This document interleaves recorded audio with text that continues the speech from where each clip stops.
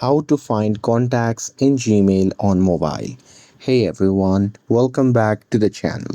In today's video, I'll show you how to find contacts in Gmail on mobile. So now without further ado, let's get started.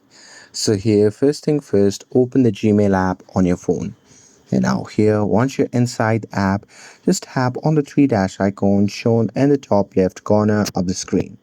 And now here from the pop-up menu, simply scroll down and there at the bottom, you'll be able to see the option labeled as contacts. So simply tap on it. And now here, once you tap on that, on the next page, you'll be able to find all the contacts. And that's it. With this, if you found this video helpful, then don't forget to like, share, and subscribe to get updated for more videos. Thanks for watching, and I'll see you in the next video.